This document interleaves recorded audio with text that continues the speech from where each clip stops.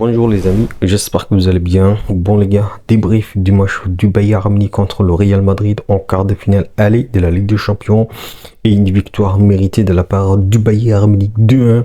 Un Bayern Munich qui enfin gagne contre le Real Madrid à domicile à Bernabéu, parce qu'il faut se rappeler, ça fait depuis 2012 que le Bayern Munich n'a pas gagné à Bernabéu. Ça fait depuis 9 matchs que le Bayern Munich n'a pas gagné contre le Real Madrid en Ligue des Champions, et donc pour moi cette victoire est très importante. Mais aussi les amis, on a vu un Bayern Munich qui a été franchement très intéressant, ce qu'ils nous ont proposé, sans être parfait, parce que le Bayern Munich a commis beaucoup d'erreurs défensives, mais aussi le Bayern Munich a manqué beaucoup d'occasions, et donc cette match n'a pas été parfait. Mais aussi ça vous rappelle que le Bayern Munich, sans être très fort, a quand même battu le Real Madrid. Ce Bayern Munich les amis, sans un Harry Kane 100% au top, a quand même gagné contre le Real Madrid. Ça prouve la force du Bayern Munich, mais aussi ça prouve la forme actuelle du Bayern Munich, qui est pour moi la meilleure équipe d'Europe, parce que nous avions aujourd'hui le meilleur passeur décisif d'Europe, mais aussi nous avions aujourd'hui le meilleur Peter, toute compétition confondue, dans les top 5 européens. Et donc ça prouve la force du Bayern Munich. Et hier soir, ce qu'on a vu, c'est une petite partie du Bayern Munich, parce que si le Bayern Munich était la même que lors du match contre le Paris Saint-Germain, pour moi, ce match aurait pu se terminer 3-0, voire même 4-0 pour le Bayern Munich. Donc franchement, heureusement pour le Real Madrid que le Bayern Munich n'a pas été au top, parce que si nous étions au top, je pense qu'on aurait pu atomiser le Madrilène à domicile à Bernabéu, et ça aurait pu être un match historique, mais aussi une humiliation historique. Mais c'est pas ce qui s'est passé, parce que le Bayern Munich, comme je vous ai dit les amis, n'a pas été parfait. Et on va commencer par là, et on va commencer par la composition de Vincent Kompany, qui a titularisé Harry Kane, qui a titularisé Luis Diaz, Michael Olise, on va en parler lui aussi. Et bien évidemment, en tant que meneur de jeu, il y avait, un Serge Gnabry, et nos deux milieux, c'était à la fois Joshua Kimmich et bien évidemment Pavlovic, qui n'a pas été parfait, mais qui a été très intéressant ce qu'il nous a proposé. Et nos défenseurs, c'était à la fois Upamecano, Jonathan Tah, Laimer et Stanisic, et derrière, il y avait l'homme du match qui a 40 ans, Manuel Neuer. Et je pense que les amis, on doit être clair, sans Manuel Neuer, je pense que le match aurait pu se terminer de partout, voire même une victoire du Real Madrid. Donc franchement, je pense que sans Manuel Neuer, les scores auraient pu être différents. Et donc, on va en parler maintenant les amis. La première période du Bayern Munich, qui a été pour moi très intéressant, parce que le Bayern Munich avait la maîtrise du ballon. Le Bayern Munich a non seulement s'est créé plus d'occasions par rapport au Real Madrid, même si c'est clair, le Real Madrid, ils étaient très intéressants, ce qu'ils nous ont proposé dans les appels en profondeur. Et je vous avais dit dans ma précédente vidéo que la force du Real Madrid, c'était les appels en profondeur de leurs attaquants. Que ce soit Kylian Mbappé, que ce soit Vinicius, ils étaient au rendez-vous dans les appels en profondeur. Et ça nous a tellement fait du mal. Sans oublier qu'on peut ajouter ça sur les erreurs défensives de Upamecano, parce que ça aurait pu aussi nous coûter très cher les amis. Donc on a vu un Bayern Munich d'un côté qui avait la maîtrise des ballons, mais aussi un Real Madrid qui était un percutant, qui a été très intéressant ce que nous a proposé offensivement. Et donc on a vu deux équipes, des forces. D'un côté, le Real Madrid qui n'avait même pas besoin d'avoir la possession du ballon. Et je vous avais dit dans ma précédente vidéo que le Real Madrid n'a pas besoin d'avoir la possession du ballon pour se créer des occasions, mais aussi pour faire mal au Bayern Munich. C'est ce qui s'est passé hier soir. De l'autre côté, on avait un Bayern Munich qui avait la possession du ballon, un Bayern Munich qui avait une patience incroyable pour créer des occasions, mais aussi pour avoir la faille de la défense du Real Madrid, qui n'était pas parfaite les amis. La défense de madrilène, pour moi, c'était pas solide, parce que la facilité de Michael Olise de se créer des occasions, la facilité de Serge Gnabry de dézonner, mais aussi de ramener la défense madrilène au centre du terrain. Ça, c'était la force du Bayern Munich, mais aussi la faiblesse du côté du Real Madrid, parce que la défense madrilène n'était pas solide, les amis, n'était pas compacte, n'était pas bien organisée. Donc, on a vu un Bayern Munich, franchement, qui a été très intéressant, parce que ce qui a aussi été pour moi remarquable du côté du Bayern Munich, c'était la récupération haut du terrain. Ça a permis à non seulement le Real Madrid d'être en difficulté, mais aussi ça a permis au Bayern Munich d'avoir rapidement le ballon après une perte du ballon. Et je pense que ça a fait la différence, parce que je pense que pour moi, le duo Joshua Kimmich et Pavlovic, ils étaient solides. Certes, je pense que Pavlovic et Joshua Kimmich ont perdu quelques ballons, mais je pense que c'est logique, les amis. C'est logique avec lorsque tu as en face une équipe du Real Madrid, c'est logique que deux fois tu perds des ballons très intéressants qui peut créer parfois des dangers. Et donc, c'est logique. Mais ce qui a été très positif, c'est qu'il y avait une bonne coordination de notre effectif. Et le Bayern nous a proposé un jeu plus cohérent que le Real Madrid. Certes, le Real Madrid, ils étaient très forts offensivement. Mais lorsque vous regardez le milieu madrilène, lorsque vous regardez la défense madrilène, je pense que le Bayern Munich a atomisé, les amis. A atomisé. Le Bayern Munich n'a pas permis aux joueurs d'Arbayola de mettre leur jeu en place, et ça pour moi c'était très évident. Et encore une fois, je vous rappelle, les amis, que ce Bayern Munich qu'on a vu hier soir, c'était pas le meilleur Bayern Munich, c'était pas le Bayern Munich qui a atomisé le PSG à domicile au Parc des Princes. Et donc je pense que si cette Bayern Munich était au rendez-vous, encore une fois, ce match aurait pu se terminer 4-0, et donc une humiliation à Bernabeu. Donc une première période qui s'est concrétisée par par un but de Luis Diaz sur une passe décisive de Sejnari, si je ne me trompe pas. Et donc Luis Diaz qui marque le but pour le Bayern Munich. Et en parlant de Luis Diaz, je pense que pour moi, ce joueur, il m'a trop énervé hier soir, parce que non seulement il s'est créé certaines occasions, mais le nombre de fois qu'il a raté des occasions, mais aussi le fait qu'il soit un peu fautif sur certaines actions, mais aussi le fait qu'il soit un peu photomatique lors des, je pense, entre la 15e jusqu'à la 30e, en 25e minute. Je pense qu'il a été un peu trop fautif. Donc, pour moi, Luis Diaz, il n'a pas été au rendez-vous. Certes, il a marqué, mais il n'a pas été au rendez-vous. Pour être clair et net, il n'a pas été percutant, il n'a pas été un déstabilisateur, il n'a pas été tout simplement très dangereux pour la défense du Real Madrid. Certes, il y avait en face son ancien coéquipier Alexandre Arnold, donc ils se connaissent très bien, et donc je pense que c'est à cause d'Arnold que Luis Diaz était en difficulté. Parce que lorsque tu as en face un joueur qui a joué plusieurs années auprès de toi, il y a une sorte de facilité, il y a une sorte de... Ils se connaissent un peu. Et donc, je pense que c'est ça qui a fait que Luis Diaz soit en difficulté hier soir. Et donc, on a vu de l'autre côté du Madrilène, les amis, un Vinicius qui a tenté, mais il y avait Manuel Neuer. Manuel Neuer, je vous rappelle, il a fêté ses 40 ans. Manuel Neuer, il y avait des personnes qui comparaient à Thibaut Courtois, qui disaient que Thibaut Courtois était meilleur que Manuel Neuer. Je pense que, les amis, les gens, ils ne se rendent même pas compte ce que Manuel Neuer a apporté au football. Les gens, ils ne se rendent compte même pas ce que Manuel Neuer a fait pour le football. Et hier soir, en tant que joueur, en tant que gardien, en tant que joueur qui a déjà 40 ans, en tant que joueur légendaire, jouer de cette façon dans un match de haut niveau, ça prouve qu'il est légendaire, Manuel Neuer. Et donc, Manuel Neuer qui a fait franchement un match et qui nous a sorti une performance incroyable.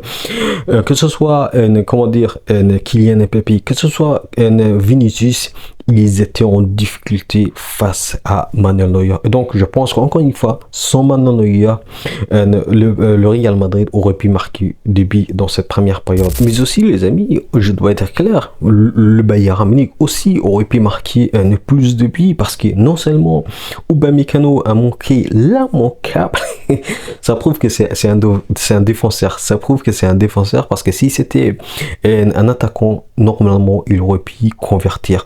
Mais encore une fois, on a vu que, comment dire, Serge Gnabry a aussi loupé une occasion en or, une occasion immanquable. Donc, franchement, le fait que le Bayern a été moins efficace qu'auparavant, je pense que ça a sauvé le match du Real Madrid. Parce que si le Bayern était efficace, si le Bayern était comme d'habitude, si le Bayern a été franchement un tueur, je pense qu'il n'y avait même pas une seule chance que le Real Madrid non seulement marque, que le Bayern, que le Real Madrid s'en sort indemne.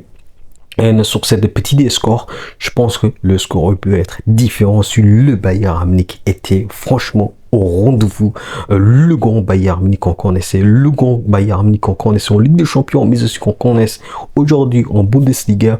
Et heureusement pour lui, encore une fois, heureusement. Et donc, une première période très convaincante de la part du Bayern Munich qui avait la maîtrise du ballon, mais de l'autre côté il y avait un Real Madrid qui s'est contenté sa seule force qui est la phase offensive avec cet appel en profondeur de deux joueurs, que ce soit Vinicius mais aussi que ce soit Kylian Mbappé. Encore une fois, Valverde, il a été invisibilisé par non seulement Joshua Kimmich mais aussi par Pavlovic.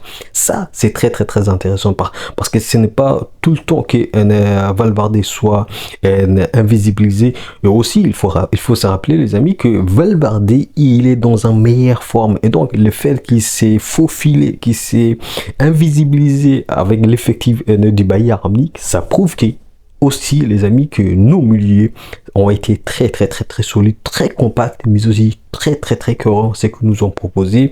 Et encore une fois, les amis, il y a des gens qui disaient que Joshua Kimmich n'est pas parmi dans le meilleur milieu du monde. Je pense que les gens, ils se rendent même pas compte. Le joueur qu'on a au Bayern Munich, les amis, c'est de top player, que ce soit Joshua Kimmich, que ce soit Pavlovic, que ce soit Serge Gnabry, que ce soit Harry Kane, et encore une fois, j'en passe pour le reste.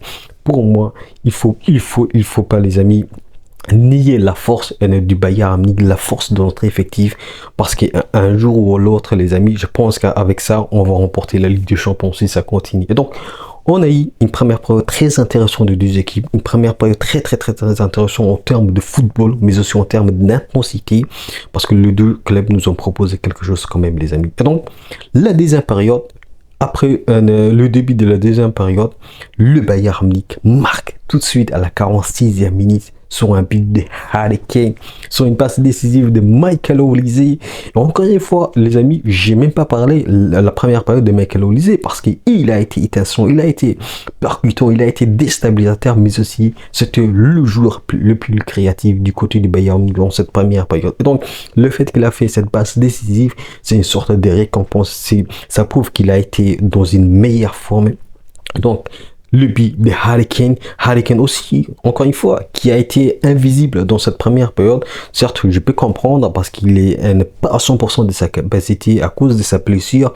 Et encore une fois, le but qu'il a marqué, c'était Jurka, le gardien du Real Madrid n'a rien pu faire. L'Union, les amis, il n'a rien pu faire parce que Harry Kane, il ne faut jamais, mais au gros jamais, donner des espaces, donner plus d'espace. Et ce qu'il a fait hier soir, c'est qu'il a bien évidemment, il a eu plus d'espace de préparer sa frappe et c'était Jurka. Et donc, un Bayern Munich qui prend 2-0 dès le début de la deuxième période et un Bayern Munich qui continue. Et aussi, un Michael Olise, les amis, je peux revenir aussi sur ces joueurs. Pour moi, Michael Olise, on sous-estime trop, les amis. On sous-estime trop ce qu'il apporte au Bayern Munich, mais aussi sa forme actuelle depuis qu'il est au Bayern Munich, pour moi, c'est stratosphérique. Michael Olise, je pense que s'il remporte la Ligue des Champions, s'il remporte la Bundesliga, ça c'est vrai, s'il remporte la Coupe d'Allemagne, s'il remporte la Coupe du Monde, il y a des fortes chances, je vous dis la vérité, il y a des fortes chances qu'il remporte le Ballon d'Or. Mais entre-temps, on va voir ce que va faire Harry Kane, parce que lui aussi, il est dans une forme stratosphérique. Et donc, une deuxième période, toujours dans la continuité de la maîtrise du Bayern Munich, mais on a vu que le Real Madrid a continué d'attaquer avec cette force, que ce soit Kylian Mbappé, mais aussi que ce soit comment dire, Vinicius, et donc un Bayern Munich qui marque le premier but dans cette match, et un Bayern Munich qui fait un Real Madrid qui fait 2-1 sur un but de Kylian Mbappé sur cette passe décisive d'Alexandre Arnold. Je pense que pour moi, Upamecano aurait pu faire mieux que ça, parce qu'il a mal jugé la trajectoire du ballon, mais aussi il a mal anticipé, et surtout il n'a pas surveillé ses arrières, parce que derrière lui il y avait Kylian Mbappé. Et donc la prochaine fois, il faut que Upamecano soit plus vigilant, parce que non seulement en première période il a commis beaucoup d'erreurs, mais aussi en deuxième période il n'a pas été très solide, parce que Kylian Mbappé a marqué.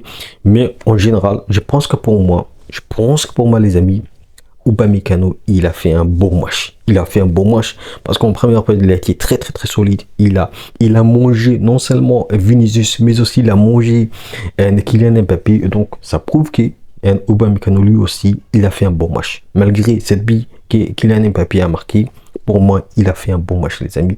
Jonathan Tah, j'en parle même pas, parce que lui aussi, il a été discret, mais il a été solide aussi, les amis. Et donc, franchement, rien à dire.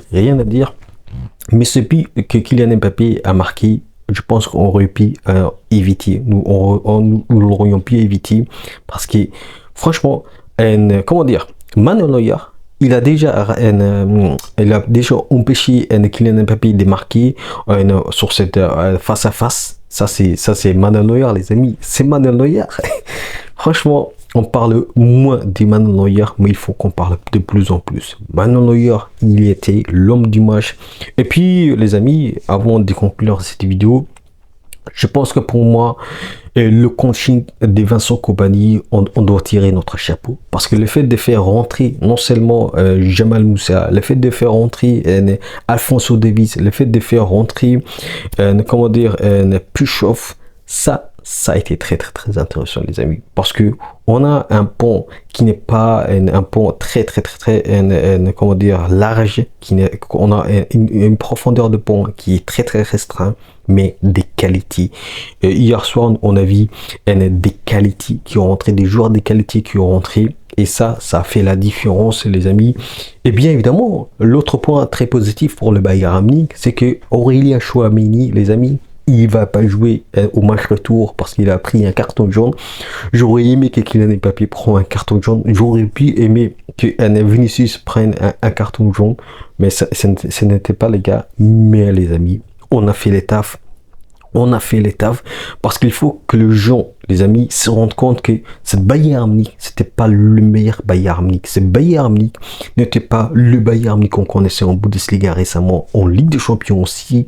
Mais je pense que si le Bayern Munich au match retour est dans sa meilleure forme, il n'y a aucune chance que le Real Madrid gagne. Même si aujourd'hui le Real Madrid pense déjà à la remontada, pour moi je pense que ça va être difficile, mais il y a d'autres occasions qu'on va en parler plus dans une autre vidéo. Donc pour moi, le Bayern Munich doit franchement entamer très fort au match retour, parce que D1 on va jouer à l'Allianz Arena, notre stade, et je pense que le Bayern Munich a l'avantage d'atomiser le Real Madrid. Mais aussi il faut se rendre compte que Harry Kane, il sera à 100% de sa capacité au match retour. Ça va faire la différence, ça va faire totalement la différence, parce qu'on a joué dans cette première période un Harry Kane automatique, et donc son numéro 9, il faut se dire la vérité, son numéro 9. Donc je pense qu'au match retour, Harry Kane sera au top. Je pense qu'au match retour, Upamecano va faire moins d'erreurs défensives, en tout cas on espère. Et bien évidemment, j'espère que Manuel Neuer ne va pas se blesser avant cette match retour. Et voilà les amis, je pense que j'ai tout dit. Un match très intéressant. Un Bayern Munich nous a proposé un beau football, mais aussi un Real Madrid qui n'a rien lâché. mais en général, un Bayern Munich qui gagne. Voilà les amis, n'oubliez pas, on peut aimer le foot, mais avec le Bayern Munich. Allez, ciao.